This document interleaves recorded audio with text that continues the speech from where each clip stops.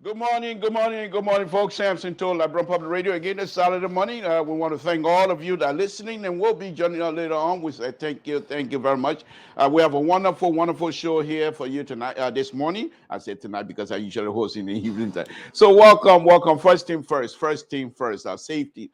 Lord Jesus, we want to thank you again this morning for bringing us here again. We ask you, my Lord, to continue to bless us, guide us, give us wisdom. Lord, as we come out here this morning again to discuss what is happening in our country, we ask you to guide our tongue. Make sure, my Lord, that whatever comes out of our mouth is something that is of a decent presentation and decent representation of our country. My Lord, we ask you, as we come out here again this morning, we ask you to guide our country. Bless the country, the Republic of Liberia, my Lord. Bless our leaders. Give them wisdom to do what is good for our people. My Lord, we ask you as well to bless the host country, the United States of America. Let's get going. Samson told Labron Public Radio. Folks, this morning is a very special one. As you know, quite recently, there was a memorandum of understanding that was signed by the government of Liberia and CTIP, which is a financial investment company. And with us this morning, we have the president, and also we're going to have with us, unfortunately, he's not going to, the other young man who is a Liberian, he's not going to be able to join us through video, but he will be with us through audio because we're having some technical issue as far as connecting him is concerned. And so we are going to have some conversation here this morning about that project. Okay. Yeah, yes. Mr. Clayton, can you hear me? Yes, sir, I can hear you. Okay, and I think you're live now too. Okay, well, that's Clayton, who is not going to be able to join us here this morning through video, but he's with us with audio, and the president is here. So this is what we're going to be discussing, is that coastal highway. And you many Liberians are quite aware that we have gone through this route before. But I want you to judge for yourself when the president explained to us his motivation, why he's got involved, or what is it exactly that we should be expecting as Liberia from this wonderful project. I think the president and Mr. Clayton will be able to give us that information. But before we do that, I just want to do this one thing here. As usual, when I come out, I play the video. But this particular video here, I'm going to play, and I will play it again later on. But I want you to understand, perhaps you will be able to understand why this president and this government in connectivity in Liberia, why this president continue to stress that the roads in Liberia on his watch must be connected. And let me play this video. This is the video during the campaign, 2017 campaign, when the president was traveling all over the country. And he got to a point that his vehicle was not able to move, and he has to walk on a highway. And I believe from that point on, the president took upon himself to say, I'm going to do all that I can to make sure that we have road. And he continued to bring that up. But we'll discuss that. Let me bring this video to you now and see why we're going to be talking about this here this morning. Samson to Labron Public Radio. Please listen in here.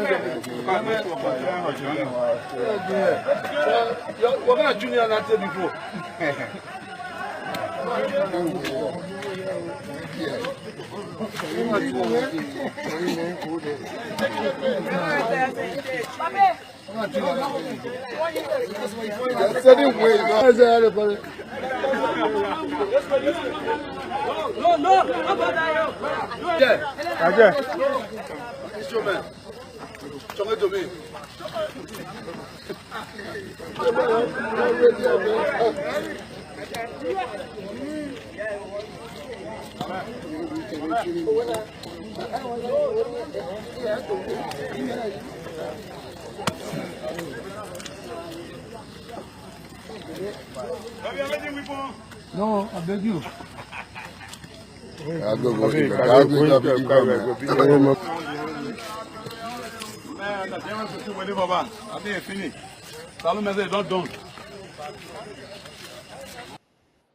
Okay, that was the video of the president during the campaign where he was traveling all over the country. And I believe this is one of the, for me, this is one of the things that really, really continue to inspire, push the president to go out here. Let us now go ahead and bring in the president of this CTIP-FII company that is going to be involved in the coastal highway project. And this company, folks, it's not a small company. This company is mainly in Africa. They're doing a lot of projects in Africa, and we'll discuss that. But in the meantime, let me bring in the president, who will then briefly introduce himself, and then we can start the conversation.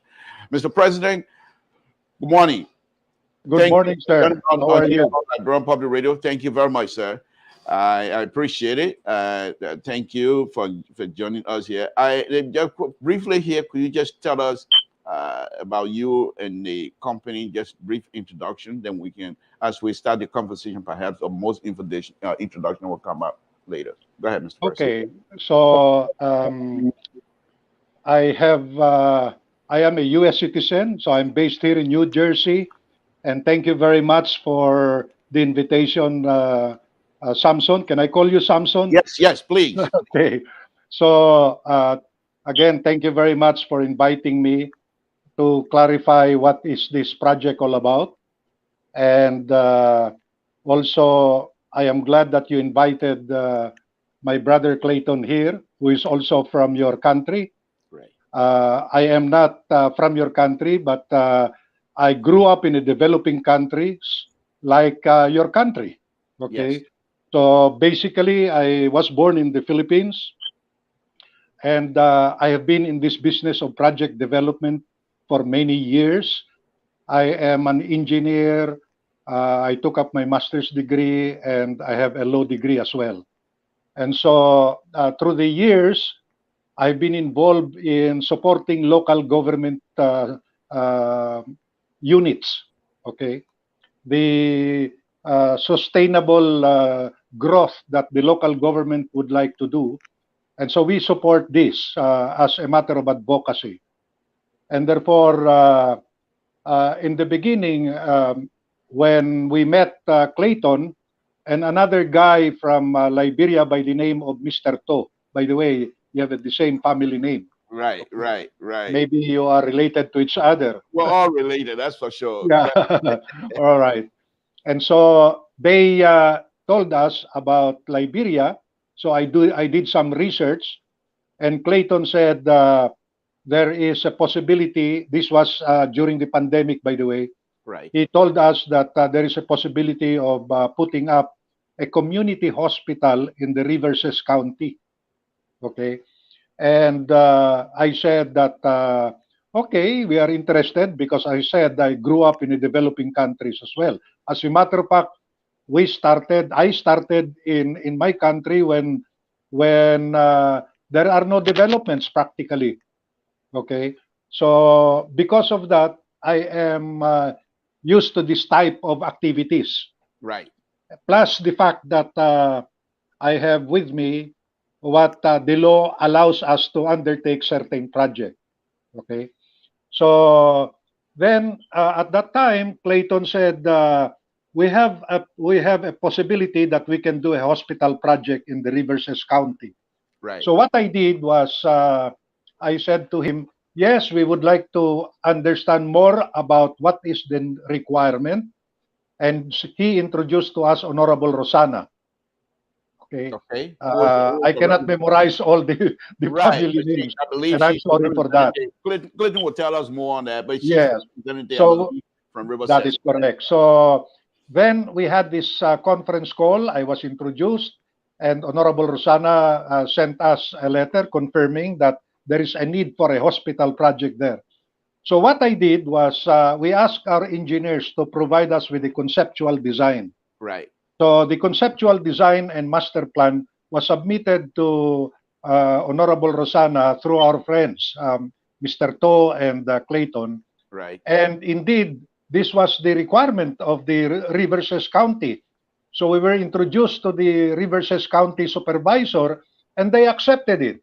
So we made a budgetary cost estimate of the project. I believe it was something like $90 million, subject to a change because we have not done any detailed architectural and engineering drawings. However, there was a problem at that time. Okay, Right. this was during the pandemic, and this was Right. last year. The problem is the road leading towards the hospital. Okay, so our friend Clayton said he will talk to the Minister of Public Works, and he will discuss this with a guy there by the name of Ben. Okay, Benjamin.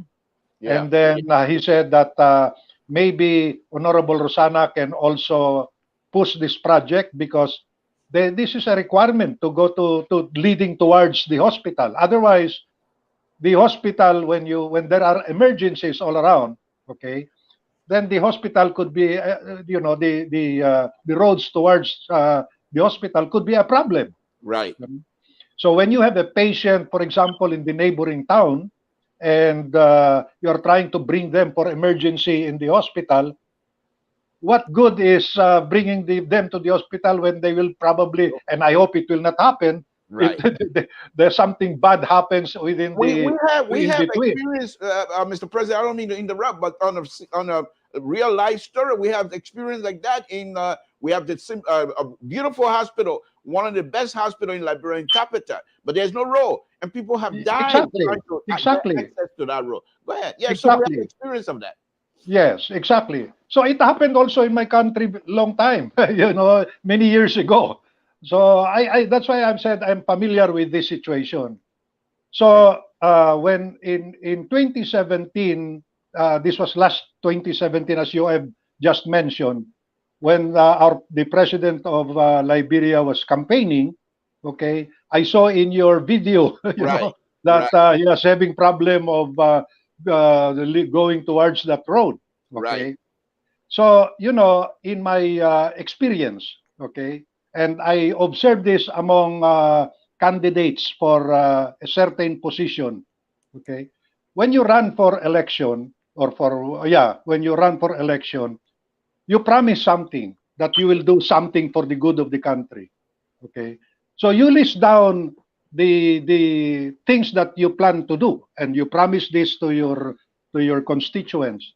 So in other words, what I'm saying here is your employer actually is the people. Right. Okay, and the employee is the people that wants to run for an office or to be elected in the office. Right. And so I am trying to visualize that perhaps during that time, okay, when our president of Liberia was trying to campaign, he saw this as an emergency project, urgent project that he needs to do, which is the road. Right. Okay. Right. So I believe that when he was elected, they have undertaken what they call a medium-term development plan. Right. Okay. Right. So that he can present this to the National Economic Development Authority of the country. Right. Okay, which is equivalent to NEDA. All right. That this is what he promised to his people. Okay. So he has to comply with that promise. And one of them is, of course, the roads. Okay. So because of that, I found that the Minister of Public Works was indeed, okay, trying to do this job. And I also understand that there are other people that tried to secure a memorandum of understanding. Right. But the problem here is not about construction. The problem is financing. Right. Okay. So I also understand, and I gathered this information from people in Liberia, that IMF is also involved in the financial evaluation of the country. Right. All right. So the question now becomes, how do we now finance this project? Okay. So the project could reach about probably $300 million. So the two feasibility studies has been completed, funded by the European Union, Right. and it was undertaken by a company, very old company, very credible company, consulting engineers called AIC Prohete, Right. which is based in Rome. Right. So they conducted studies. They conducted the project description and the scope of work of this project. So what has been identified is approximately 235 kilometers, and the balance of which is still to be determined, could be around 70 kilometers. So that's why I said this could be around 300. Let us assume, for the sake of discussion, that this is $1 million per kilometer. It's already $300 million if it is 300 kilometers. Okay. So, but of course, these are subject to evaluation by our cost engineers, subject to the completion of the design or the detailed engineering drawing by engineers. Okay. But by rule of thumb, if we use $1 million per kilometer, easily we are talking here of a $300 million project. Okay. And again, depending on the type of roads that you are trying to build. Okay, Right. maybe four lanes for every road. Okay. Right. So having said that, we propose to the government, the Ministry of Public Works, that we would like to do it. So we did a project term sheet. Okay, we presented to them our idea. Okay, of what we need to do in our role as project developer. Okay, Right. so a project developer is nothing more than like a conductor in an orchestra. You know what I'm saying? So for you to be in the same tune, someone has to do the beating, Right. the Right. conductor. So Right. we are the oversight committee, the head of the oversight committee. So from inception of the project, meaning to say from the ideas alone, until such time that the project is completed, we are there to support the Ministry of Public Works and the government of Liberia. We believe on the leadership of the Minister of Public Works, and we believe in the leadership of the President of Liberia. Okay, but politics is not our business. Okay, Right. so we just need to support them. Whatever they tell us, we need to support them. Okay, we understand the importance of this project, but we are not in a position to tell the people of Liberia that is good for you. It is the president that should tell the people of Liberia. Okay, so that's why I said in my text message to you, I would like to talk more on the project. I would like to talk more on how do we fund the project. Okay, Right. Okay. now, having said that again, okay, there is always a misconception between an investor and someone that can do a public-private partnership. Okay, you have a law in Liberia called Public Procurement Law Act Right. of 2005. Right. Okay, otherwise known as public-private partnership. So what does it mean? Meaning to say that the public has an idea of undertaking a project, but because of the lack of funds, when I say lack of funds, meaning to say coming from the national budget, Right. okay? So when there is lack of funds, so the government now thinks, what shall we do? Are we going to borrow money? Are we going to ask the private sector to help us fund the project and give them the ability to finance this and make some money out of this project? Okay, so that they can recover their investment. So now there are two things. We are the project developer, and with our partners, which are the general contractor, construction manager, and some investors. So what will happen here is we will act as the borrower, okay, on behalf of the government. However, the government should provide us the collateral requirement. Okay, so the government puts up they become the collateral provider. We are the borrower. Okay, so because at the end of the day, when the project is completed, our loan agreement with our funders, okay, is now assigned to the government for them to pay. So we will have to conduct a dialogue with the Ministry of Finance later on and ask them what is the financial capacity of the government to pay this loan. Let's say $300 million. Is it 5 years, 10 years, 25 years repayment period? If they say, for example, 25 years repayment period, we will have to find a funder that can accept a 25-year repayment period. Okay? And we can do that. There is no problem about that. The problem goes back to the issue about what you call collateral, you know. So I understand that the government cannot issue, for whatever reason, a sovereign guarantee or a government guarantee. However, we were assured by the Ministry of Public Works that there is such thing as preferred creditors guarantee. With preferred creditors guarantee, we can offer this in with the funder. So what does it mean by preferred? So in a simple term for our listeners to understand, in a corporation, there are two types of stocks, although there are others, but let's focus on the main stocks.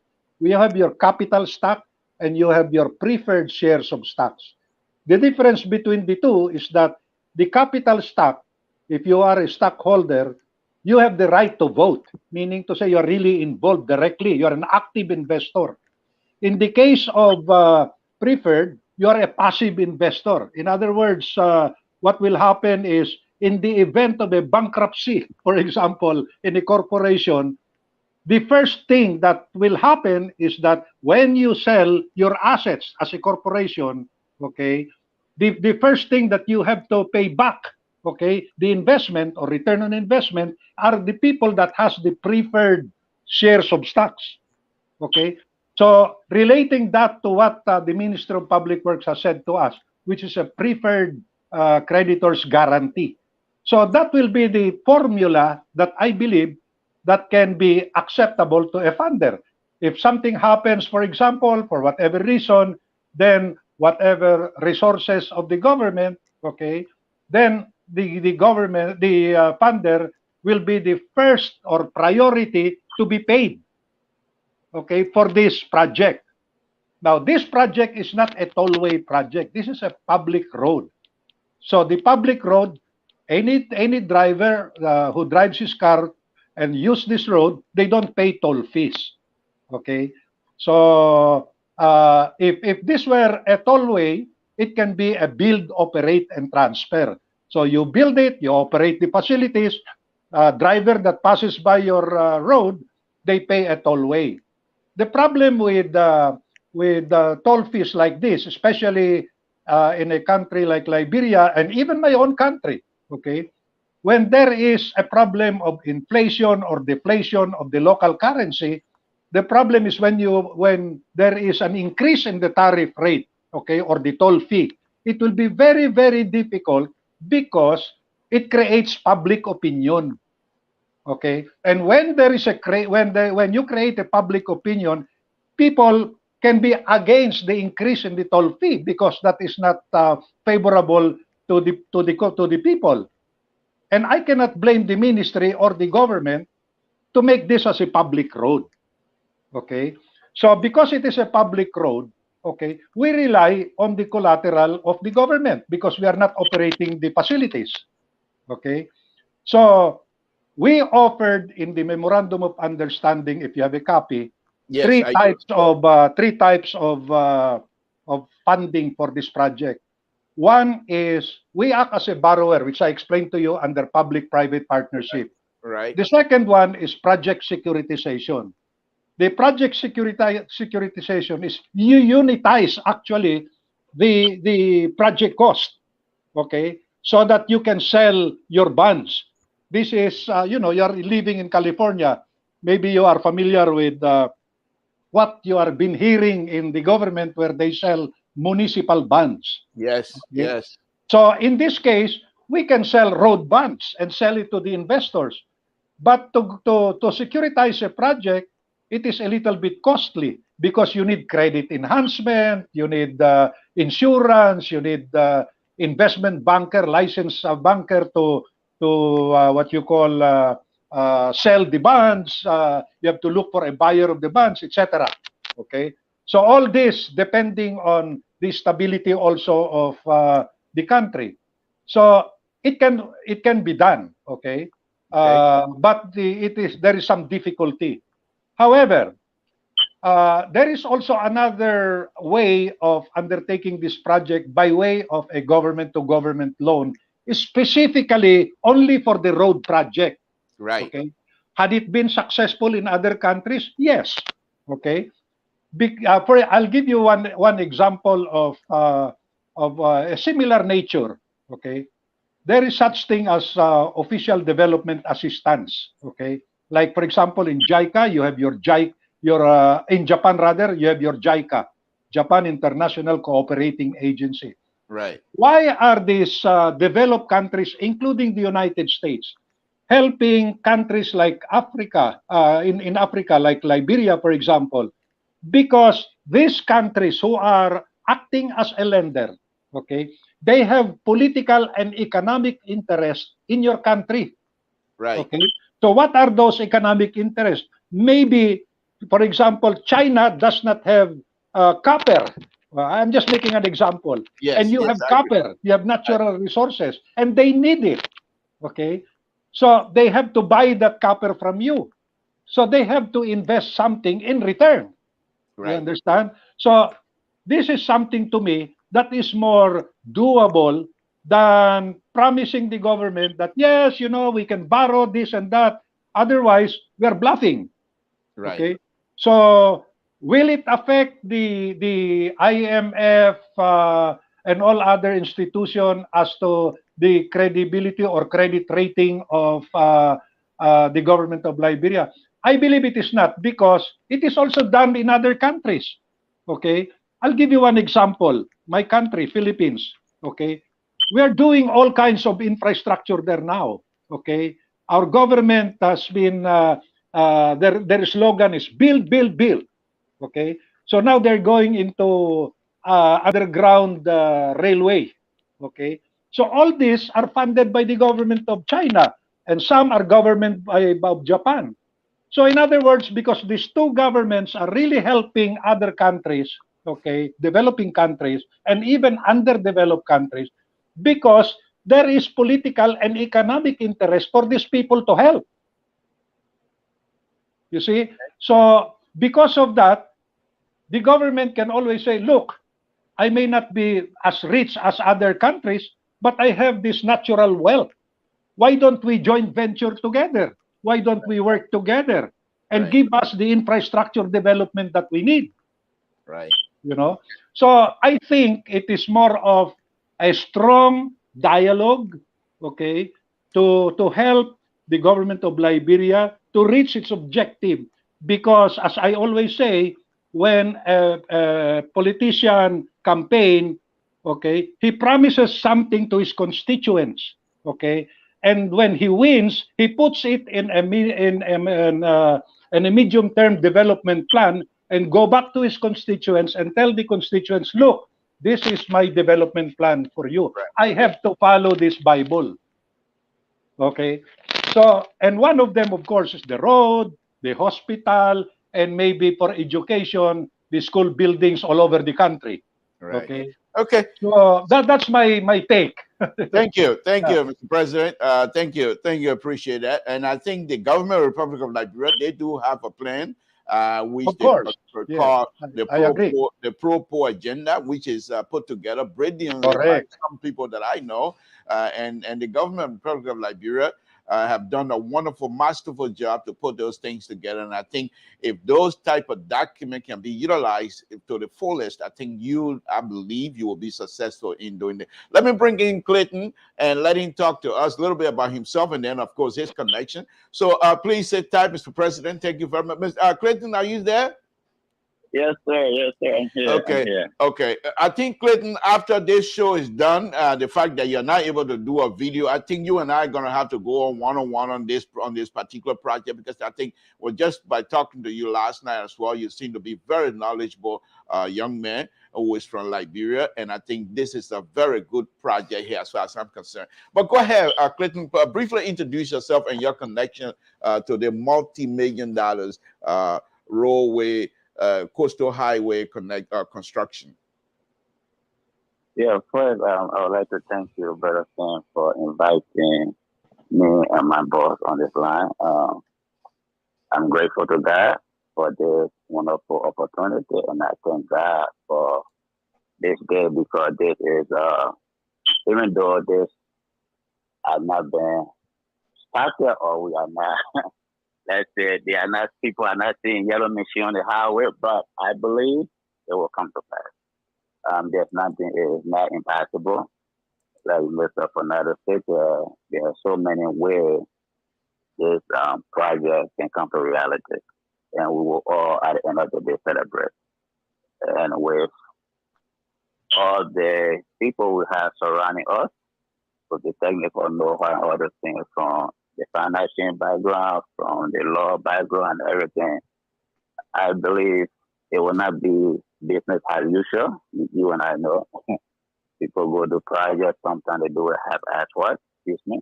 Right. And they do some other stuff, but this will be a professional stuff that will be done in Liberia. And this has been my goal, and this is my dream.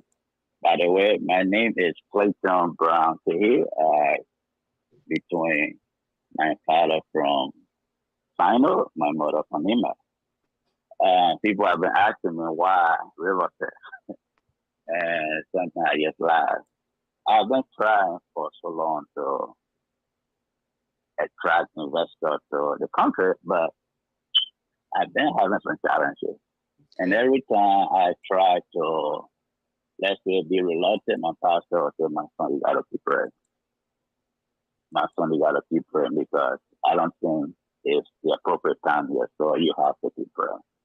I try. There are people from private to public. I've not been having any luck. So a friend of mine who is also into investment business, he recommended Brother Emmanuel, who is the director of operation for CTIP-FII, to me, and I was trying to do solar panel project in Liberia to see how we can take it to Liberia. He said, Brother Emmanuel, he is well known into this business, and he and the group will be able to do this project in Liberia. I said, okay. So I reached out to Brother Emmanuel, and I spoke to him and said, okay. So back and forth, that's how Mr. Toll, on the other hand, ended up getting to me that he was interested in building a clinic in Liberia. So there's a demand for hospital, especially in the health sector. Why do you want to build clinics in Riverside? If I know a group, I have a group that can be able to build a hospital, which of course the hospital, everybody will be able to benefit, but clinic, you can help, but you won't be able to help the entire country. The type of hospital that can be built in Liberia, if it's being built in that country that we're trying to do, people come from your neighboring country to go to Liberia for treatment instead of you flying to go to Ghana or to go to different countries. So I won't bring people into Liberia. I don't want you to leave Liberia, travel for medical treatment.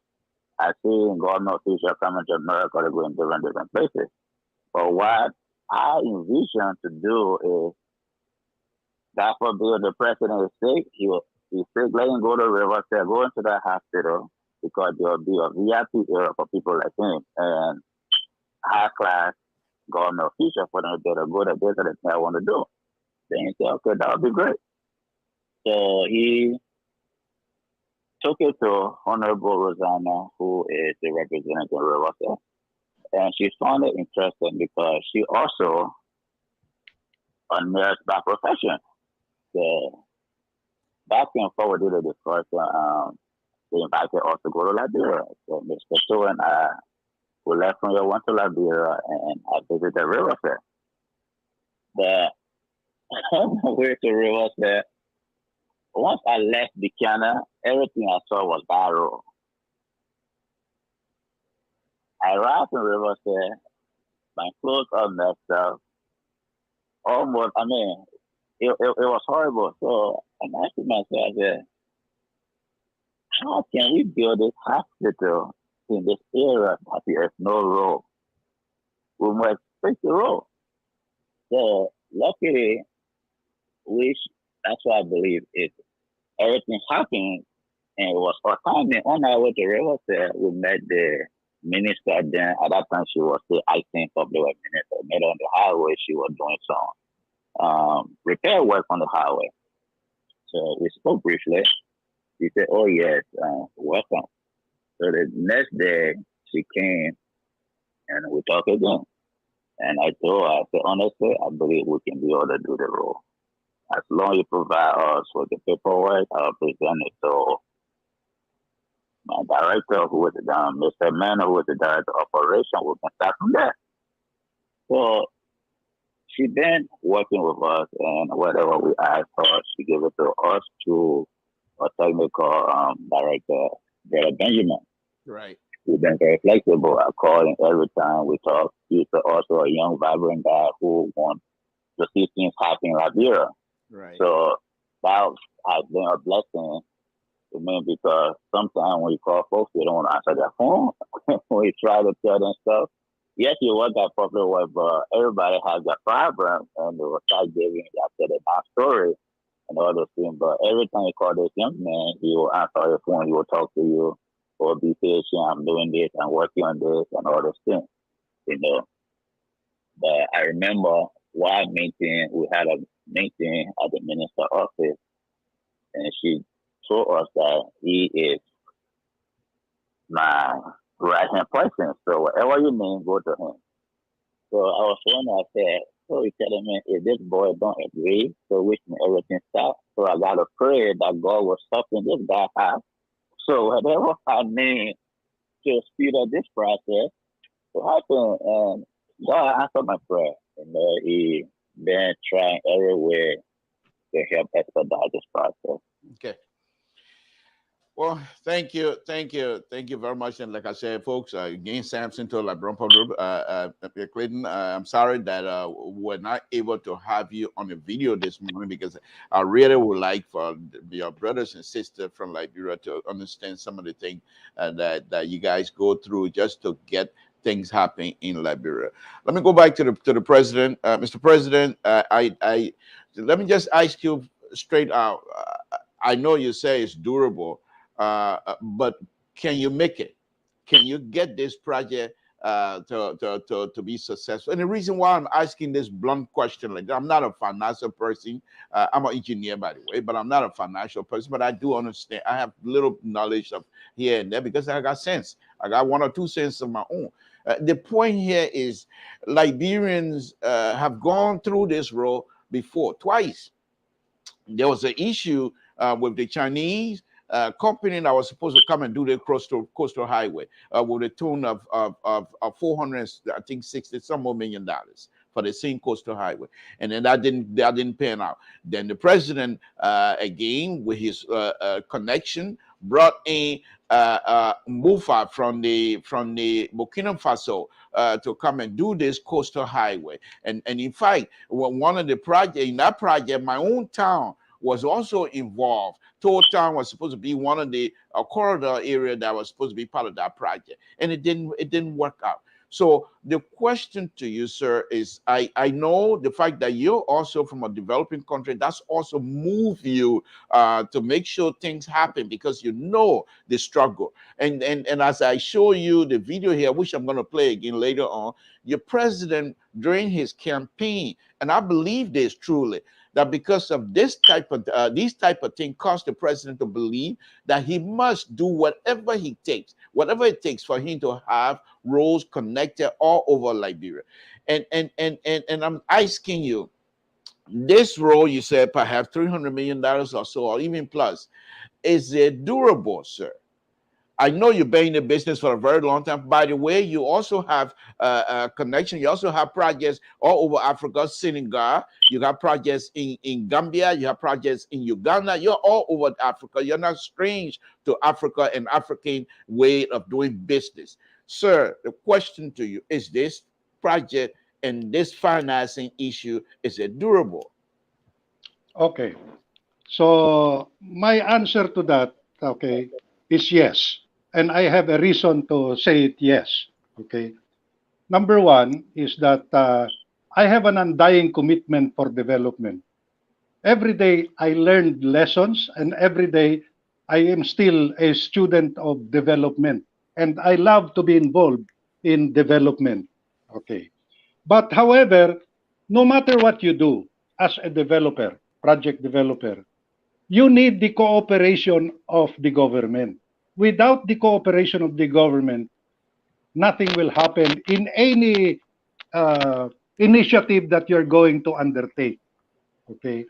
So there is a saying where it says, the means will justify its ends.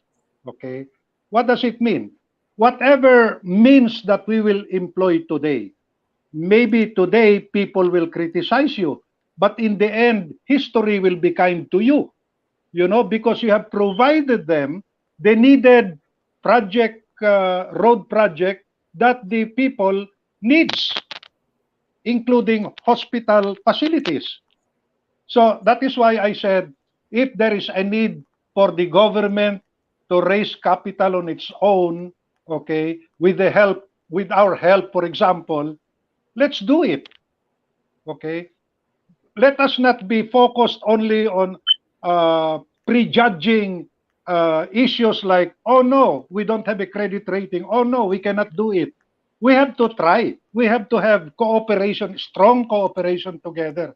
That will spell success. Okay. So no matter how good we are, no matter how talented we are, no matter how experienced we are, if there is no cooperation between two parties, it will never happen. So now that you have shown, this is my first time to see the video of the president. I believe the leadership of the president of Liberia, that he will cooperate, the government will cooperate to make this thing happen. And that is why I use the word or a statement, the means will justify its ends. Whatever means that we will all decide in the end, okay, it will justify because the constituents needs it, public service, okay. That's the way to do it, rather than be bookish. I see. So that's my answer to you. Well, thank you for that. And I'm also confident that you and I have had a lot of text exchanges and things like that. And just to let you know also, being a liberal here on this show, I open my big mouth from time to time. But no, so when I contacted you, left a message on your machine, and I was surprised to hear you calling me back. And I thought to myself, well, this is something that worth my time here to go into. So I went into Facebook page, researching you, and I know that you are heavily a family man. Because I've seen some of your writing, I've read some of your writing. You are connected to the people, and I think you being able to get involved here. You might be from Philippines, but I think the fact that we're all from a developing country, I think that's something that is driving you, and hopefully we're all going to be successful. Once again, I think the president and his team, the fact that they have this roadmap, which also include road construction and road connectivity, which they call a Pro-Po agenda, which I consider to be a beautiful roadmap. If you take your time to go through that, these people lay out a 5-year plan. They lay out everything that they're going to do. And if they follow those things, what they said they're going to do, there is no way that we're gonna fail. But again, you're dealing with people. We're all human beings. Sometimes people will do things correctly. Sometimes people will neglect things, not want to do, So I understand all of that. So the implementation part of this pro-poor agenda is going to be difficult because people are involved. But I just want to say to you now, I'm not too sure if you're quite ready to address it. From an engineering perspective, are you already, do you have, besides the feasibility study, beside the scope and everything, do you have a designer on board already who is willing to work with you to do the design of this highway, coastal highway in Liberia? My answer to that is yes. You see, there is one company that is familiar with this project, and this is AIC Prohete, which I mentioned to you earlier. Right. Okay? They did the feasibility studies. They're familiar with the description of the project. Right. So we wrote a letter to the Minister of Public Works asking them to confirm the project description or scope of work that still need to be done. Okay. Right. And I believe they will. I don't mean to send me the interrupt. response. I don't mean to interrupt. I have that letter, but the fact that you guys are still in this time of, I'm not going to say negotiation, but talking with each other, those kinds of things, I will keep it out of the public domain for now until you get to a specific point where every one of you will be comfortable for us to share this. There's nothing secret here, but the fact that this is something is ongoing, I don't want to intrude myself and intrude the network into it at this point. But I do have that, and as time goes by, we will try to share with the public. Go ahead. Yeah, and so that we were promised yesterday by the Minister of Public Works that they're going to sign they're going to send the response by Monday. Okay. So once the response is given to us, then we start updating the cost. Then we will submit it to the Minister of Public Works for their approval, and then we will meet the Minister of Finance. We will discuss the repayment period that the government requires, and then we'll start discussing this with some funders as soon as possible. So we will have a roadshow presentation of whatever we have done.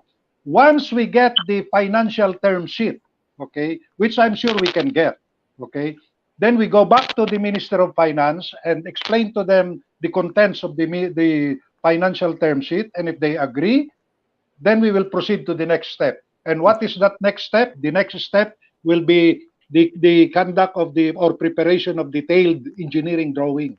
Okay, let me go to Clinton. Clinton, are you there? Yes, sir, I'm here. Okay, so the reason I'm coming to you is that you're quite familiar with Liberia and Liberians and how we do business in Liberia, which is quite interesting and quite unique, I would say. It's not unique to us, but it's unique as far as I'm concerned. Let me ask you this. The president, during his inaugural address back in 2018, I believe, he stated that Liberians will not be spectators in their own country on his watch. The question to you, Clayton, I know you are the director of development for Liberia, so you're pretty much on top of this thing, at the very top of it. What are your expectations in terms of Liberians' involvement? In financing, processing, paperwork, engineering, construction, and everything else. What are your expectations? Are you going to be involved, since perhaps and hopefully that you will be financing this project along with the government being involved, according to the president? Are you also going to be involved in making sure that Liberians, construction Liberians, Liberian company, construction company, Liberian design construction design company will be involved in this project? Or is something that is hand off as far as you and the financing company is concerned? Thank you, my brother, for bringing this up. I honestly, like I always tell folks, I play a devil advocate, which means I want I go to the first with my boss. This is what I want for my country. But on the same token, I have to also do things in the interest of the company that I'm working for too. But to make long story short, to answer your question, yes.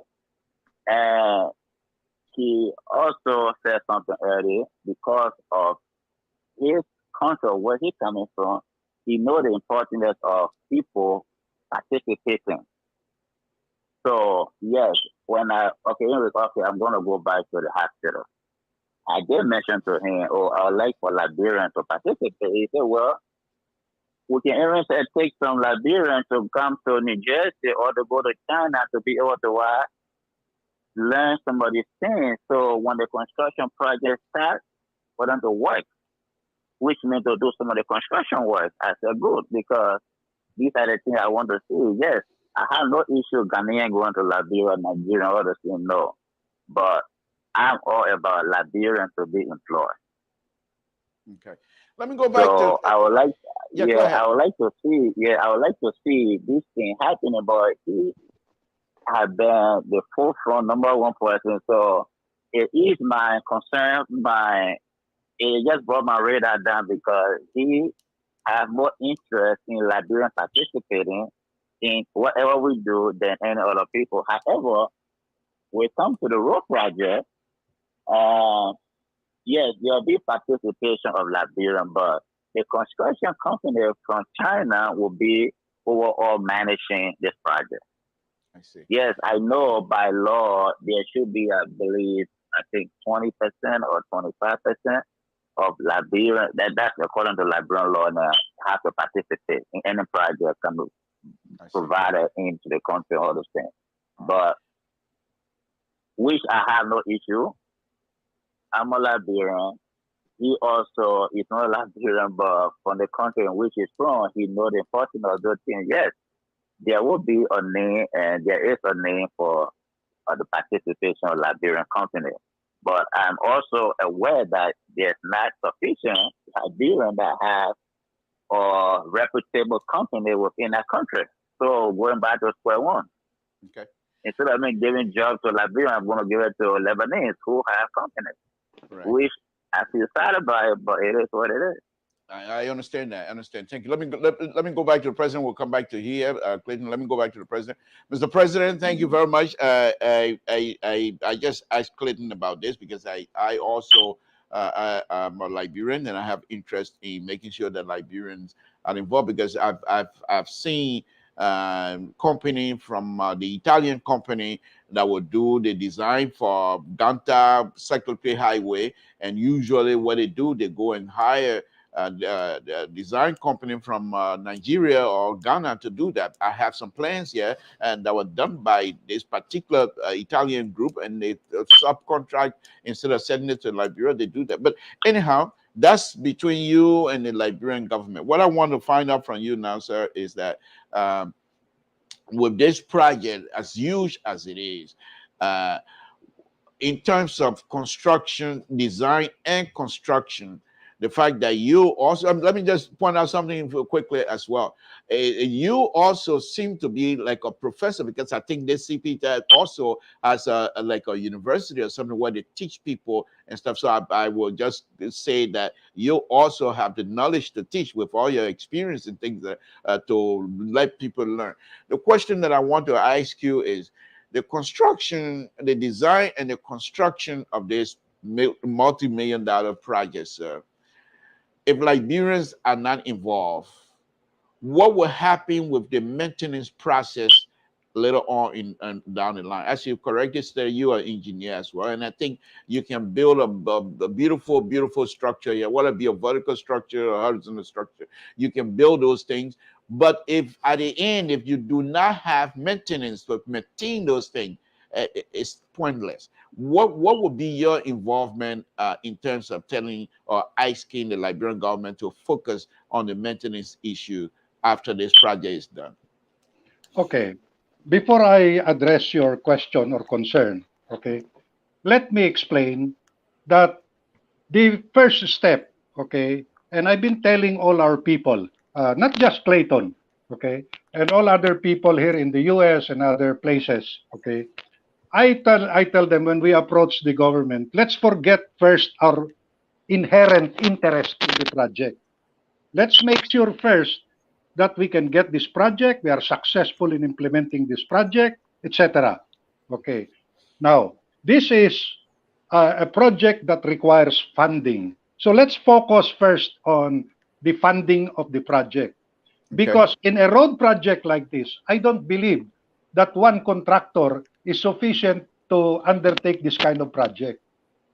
Okay. Unlike in a building, even in a building, for example, you have your plumbing contractor, electrical contractor, you subcontract these jobs, okay, to the specialized specialty contractors, okay.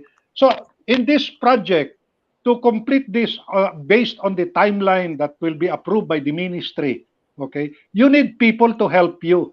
Number two, okay, when you do a construction or something to build, it creates employment, job employment, okay? So there are skilled workers, there are unskilled workers, okay?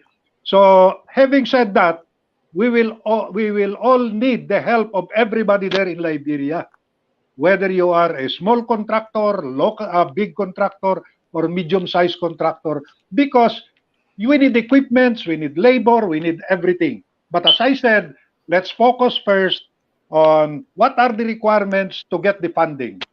Okay, let's complete with it. And then once we have the funding, it is easy to make a plan. You are an engineer and you know what I'm talking about. Okay, Right. It is too early to discuss whom to give the subcontractor when you do not have the money. First is get the money first. Focus on this. How do we get the funds? Let's get the support of the government. Okay. And I am sure the president of Liberia will agree with me that we have to have a strong cooperation to raise this money. Otherwise, it will be very difficult. And in fact, I suggested during our last meeting, I suggested to the Minister of Public Works, let us create a very strong lobby group. If necessary, we can go to a country that will give us the money, for example, Japan, or maybe China, or maybe even United States, okay? Because there are funds available. For example, I just came to know that Sweden is willing to fund some infrastructure project in Liberia. They are willing to act as co-guarantor. You see, so what I'm saying here is there must be cooperation, strong cooperation. Let's raise the capital. Let's raise the money first. Then we talk about whom to give. But what I am assuring you, it will be, we will need the help of local contractors, local people.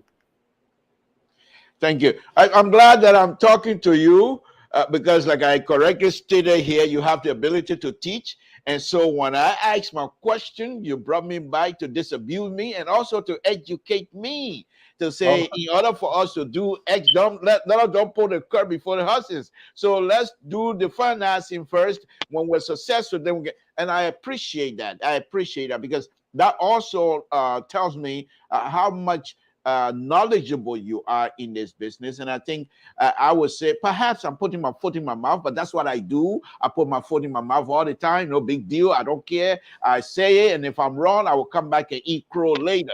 And I think I will say here publicly that I think with your involvement and Clayton and the other brother involvement, I think Liberia on this particular project, I think it's in a good hand, unlike the previous experiences we have on those two the same project. The initiation process was not the way things supposed to be. So I think I'm taking solace in the fact that you are here and even on Liberia Public Radio to talk to us in detail about this, Mr. President. So let me ask you this, and before I ask you, please allow me to one more play this video of my president during the campaign time when he was campaigning, which I believe informed his decision to have the road connectivities in Liberia. If you don't mind, let me play this video. Yeah, before you play that video, can I say thank you again? Thank you to Clayton, our Director for Business Development and Director for Operation, Mr. Emmanuel Olowoy Hoji, and of course you, Samson, Thank you for having us, and we assure you, anytime you need us, we will be here by a phone call away. All Yeah, right. just sit tight, sit tight. Let me play this video. Thank you very So, much. yeah, Thank please sit tight. Don't go away. We'll be right back. Folks,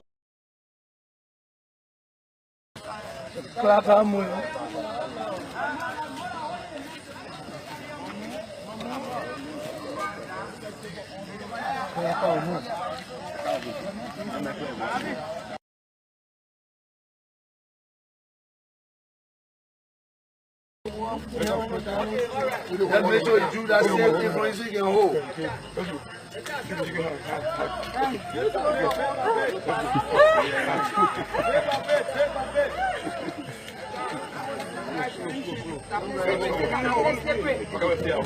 Yeah, we know how to stay. You are on the shoulder, but you must stay.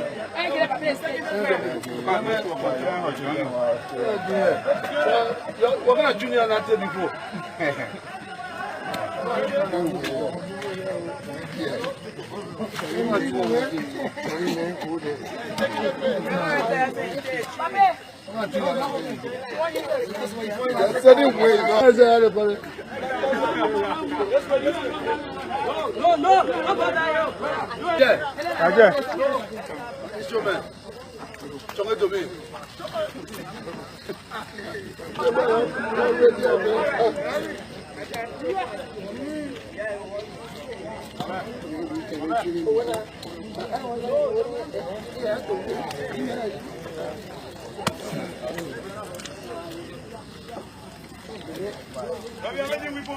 No, I beg you.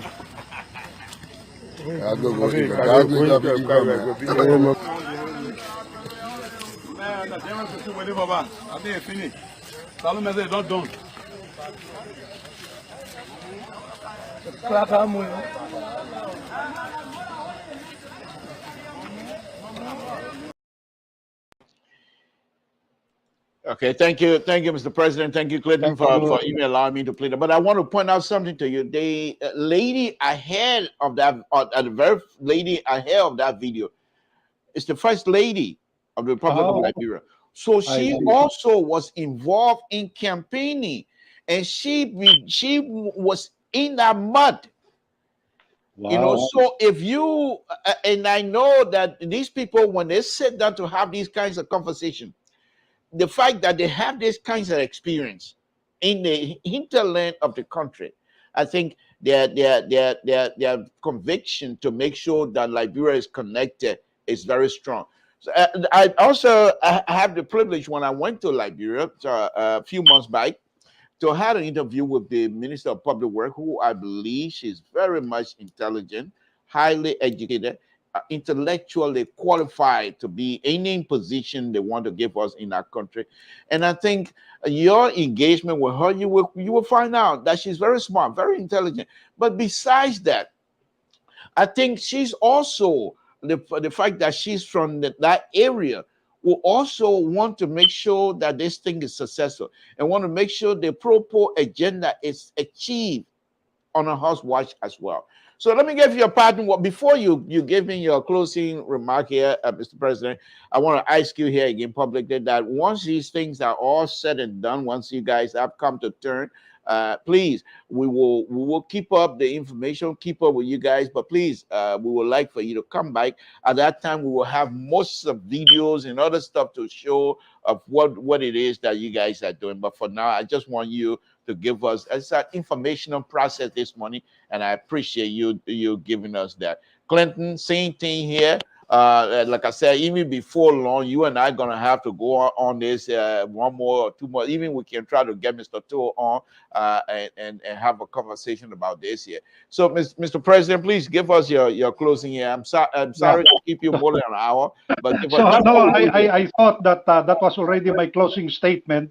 And anyway, finally, I'd like to say, after thanking everyone, including our people that are involved with me, I would like to state again, there is a need for a strong cooperation between the private sector and the government. Okay, So let's forget first ourselves. Let's focus on undertaking this project. How do we make this successful? That should be our main line of thinking, rather than what is good for me. You know what I'm saying? Right. So this is my appeal to everyone, and I believe that with the support now of the minister, and you're right, is intellectually capable, and is really very strong-willed Yes. woman, a Yes. minister. And we have another guy there by the name of Ben. I cannot memorize the family name. So far, she has done a very good job for us, and I have no complaint. And the minister also has done a very good job for us. So I doff my hat on them. Thank you. Thank you very much. And Thank thank you, Samson. Thank you. Thank you, Mr. President. Ben, and then closing remark from you, please. Clinton, are you there? Yeah, I'm here. Yeah, I'm sorry that I said Ben. Okay, Benjamin, the guy from Public. Clinton, I'm sorry about that. Go ahead, give us your closing so that I can take leave of both of you here. Go ahead, please. Yeah, thank you, Brother Sam, for inviting me. I was very excited yesterday when Mr. FERNANDO, mentioned. Actually, I was speaking with the Director of Operation, Emmanuel, because he's in Ghana. So I was talking to him, he said, oh, it's a guy from California reached out to Mr. FERNANDO yesterday. I said, oh, really? And he said, oh, you want to interview? I said, but that's nice. But then I thought about it, and I said, well, let me contact Mr. FERNANDO because I really like to be part of this. Then I contacted him. He said, oh, I have no issue, but I don't want to, I like to say, enforcing my word on him. So in the short time, Mr. Emmanuel sent me your information. I reached out to you. Like the thing where you were shocked that Mr. FERNANDO responded to you. I was also shocked that you responded fast to me in less than, I think 5 minutes. You reached out to me and we spoke on the phone. I have to say we've been knowing each other for a long time. So I really, really appreciate your hospitality. And it gives me a sense that you care about the country. You're not focusing on who is in power, because what you and I discussed, you're not a sedition. Yes. So no, I'm not. That's I'm a member of the Liberty Party USA, but that does not mean if something is good for my country, I should put party before any. No, I put country first. So this is not about politics. This, like the president mentioned earlier, this is about the good of the country. And leaving my little closing remark would be for us as Liberians to tone down this rhetoric, because all of them, Mr. FERNANDO and another fellow that I know who was also willing to do business in Liberia, Dr. FRONTPAGEAFRICA, every other investor that I talk to, they will tell me, say, your country is fragile. Your country is fragile. And the reason why these two listen to me, one, I can say because of God and also because of their background. But other than that, every other investor I talk to, your country is fragile, all because of what they see on social media. I have no issue. You can criticize the government, but it has to be constructive, but not putting all kinds of information on Facebook or whatever social media platform that actually is not true. Provide constructive criticism and solution for your country. Having said that, Liberia is the second oldest country in Africa. Why are we behind? And we have all the resources. That's my question I ask myself every day. You go to Ghana for vacation, but people cannot come from Ghana to come in your country, and you have everything you need. But I was telling last night, if you go to Riverside, I spent a couple of days in Riverside. It's an island. Ambassador Boyka gave me a donation for that, I don't know, they call it ferry or little boat, to cross the river to go to that little island. Mr. To, who is deputy, he's from that. He's from that little island. It's a beautiful place for tourism. And I'm always behind Mr. FERNANDO. I say we need to build little China, little Beijing, in that area because it's a beautiful place for tourism. We have everything. But now we are at the place of we trying to establish credibility here because the government, from my understanding, is somehow scared. You also mentioned that because people will go there, things for sure. People go there, things for sure. So they are somehow scared of if CTIP can be able to do this. Right. But I believe with God first, who is involved, and with my president being involved, and the cooperation of this current government in Liberia, this dream will come to reality. Thank you. It will not be a dream, but it will come to reality. Thank you. And we are on that path. We appreciate it. Yes, thank you. Thank you. Thank you. Okay, folks, again, Samson told Mr. President and Mr. Clayton, I will take leave of you guys now. And Mr. President, please let us connect because this is very important. I really appreciate your coming on Liberia Public Radio, and hopefully this will not be the last time either. I want to thank you all for joining us this evening, this morning. Thank you very much. Okay. Thank you. Bye-bye. Okay, bye-bye. Thank you. Thank you, Wilson. Okay, bye-bye. Bye-bye. Okay, folks, Samson told Liberia Public Radio. I want to thank the president, Mr. Fernando Spar here, who has agreed to be with us this morning. I want to thank him very much for coming on and having a conversation with us this morning. Again, folks, this is, I criticize, but this is what I said usually, and I will say it again. I will criticize, but I must do it with responsibility. I must criticize, and I will criticize, but I should do it with respect. This is not, you know me, I'm a liberal. I'm not going to hold myself on things that I know I have to, I can say what I want to say, but I must do it with responsibility. You heard the young man, Clayton here. He goes to find investors. And when people say these things, you don't believe it. He goes to investors. He just told us. And the investors say, your country is fragile. Well, ain't no fighting in Liberia. There's no war in Liberia, but when they say fragile, they say, look what your brothers and sisters are saying about each other. Cousin Marcus, who will want to take their money in our country? When the brothers talked about their leaders as though they're your poo-poo platoon, why would I want to put my money in there? We have to be sincere about how we approach each other. These same people that are cursing each other, when they get together, they laugh. When was the last time you saw somebody challenging another person to come to a duel on Broad Street? They're not going to do it. But when they come to this social media, this Facebook stuff, they will try to degrade each other. And our sisters are also involved now.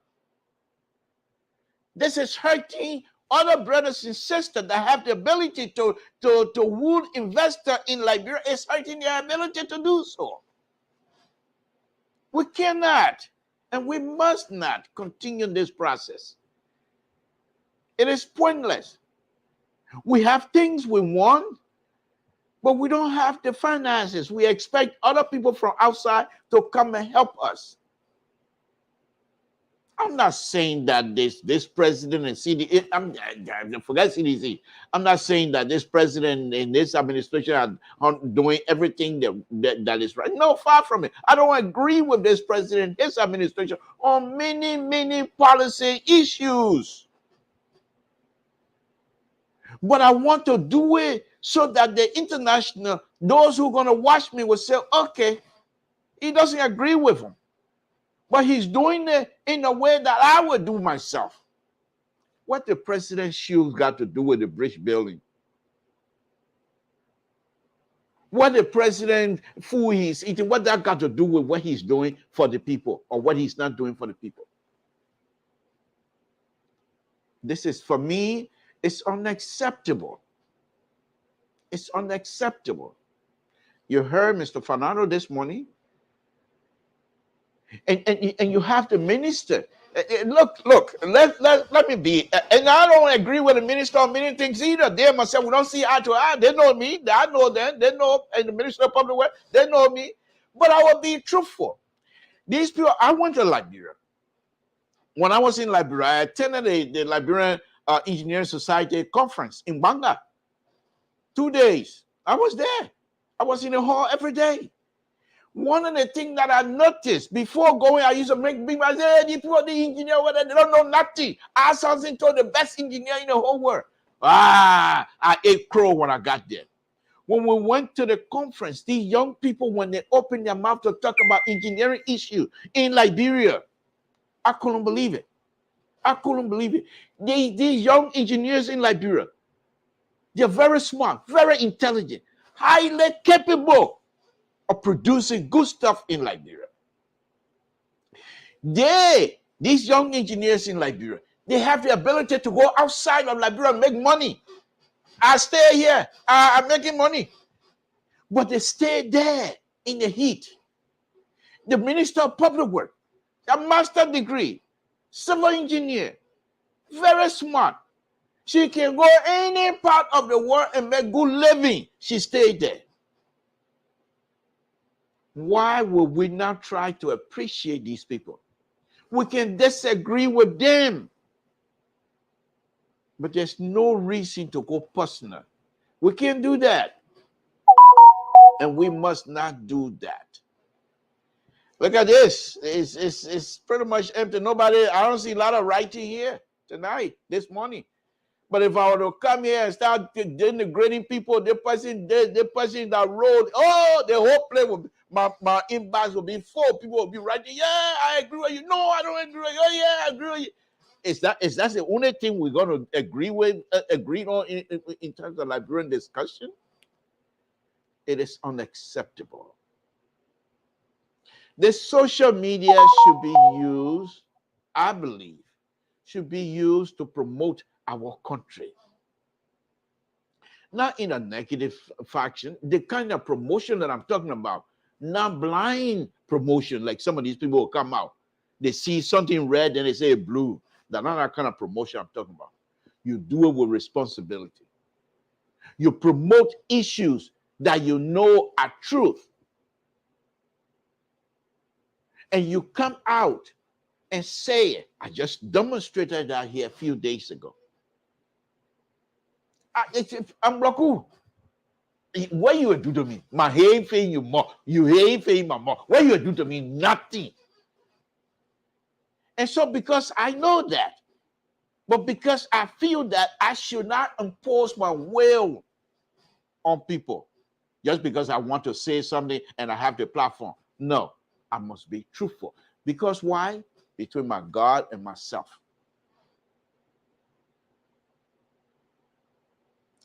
A few days ago, and before that, I have video to show. You can go and watch my own video to show.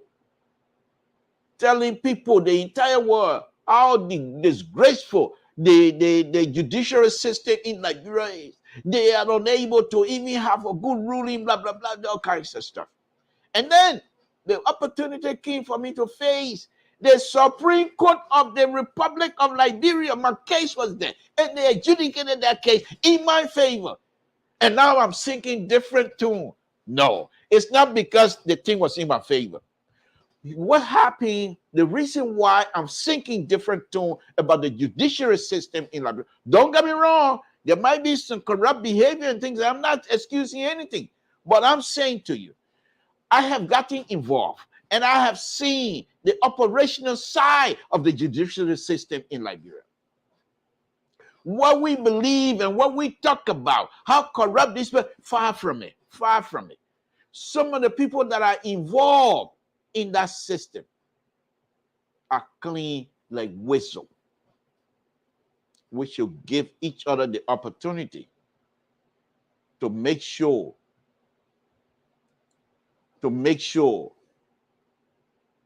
that the system we have works for us. My brothers and sisters, you can't go to Sierra Leone and borrow their system because you don't like the system in Liberia. Sierra said, no, we're not giving you nothing. You can't borrow from Guinea. You can't borrow their leadership. This is what we have. The system is what we have. It's in Liberia. It's unique for Liberians because we, Liberians, put it together. If we don't like it, let's try our best to work and change it positively. My people, you heard this young man. He goes around trying to solicit investors to come to the country. And you heard him. Many of the time he goes, and I told many of you that are watching right now, perhaps you have had similar experience. And the people will say, no, your country is fragile. Why would I want to have people to put their money in a country like that? And then you sit down. The government failed to feed our people. Yeah, the government failed to feed your people because you yourself contributing to the failure. I say so. Oh, something to what you say to me. I say so. I say so. You yourself are the contributor in the failure. Why can't you take some responsibility as well? You sit here, people with negative view, whether true or not, they come on air, they got 1,000, 2,000, 3,000 views, and they spew their negativities all over because they got viewers. And the people, what they don't realize when they come out and they got these 1,000 viewers, what they don't realize that perhaps among these 1,000, they are now all Liberians. There might be some that are from a foreign country. There might be some that have interest in Liberia and wanted to hear what this person has to say about Liberia, for which he has thousands and thousands of people following him. So the investors say, oh, let me watch this. Because this person come on, he always get 1,000, more 1,000. Let me see. Let me watch this. And then you come up without realizing who is listening. You come and speak your negativity about our country. You can disagree. The Constitution allowed us to disagree. And this government allowed us the freedom to criticize. But because the freedom is there, does not mean you should abuse it. You cannot abuse the freedom to criticize. You cannot abuse the freedom to express yourself freely. You must be responsible to express yourself. You can't just say because you got mouth, and so you will say whatever you're going to say. And the sad thing is, many of you that are involved are young. And you're not old like me. You're young. You got more time to face each other. You be careful. Use your platform to educate. Criticize. Yes, of course. That's that we have to. The government, whoever is in power, they are not perfect. They do things that perhaps we don't agree with. But your criticism must be based on policy issues. If the security system is somehow rotten, yeah, you can criticize. For example, the death, all of those deaths that happened last year and what have you. Yes, we have to talk about those things. But you cannot talk about those things as though they're being committed by an individual. Why? Why do we have this many deaths in the span of a month? What happened? We're all Liberians. Let's find out what happened. The $25 million map out. There was an investigation by the reputable accounting firm, and when these people came out to have their investigation, they told us what happened. When they told us what happened, most of the issue is still not being resolved. You can bring those things up because there was the paper document to show that certain decision was made. There are documentation. You can have those discussion because the foreigner that are going to follow you will say, when you make reference to those documentation, they will also see the document are there. They can say, okay, Yeah, we said, and if you said the other group is corrupt, but look, other people come and expose the corruption. That's being responsible. That's being responsible. That's being responsible. But we cannot continue to insult each other. We can't do that. It is unacceptable.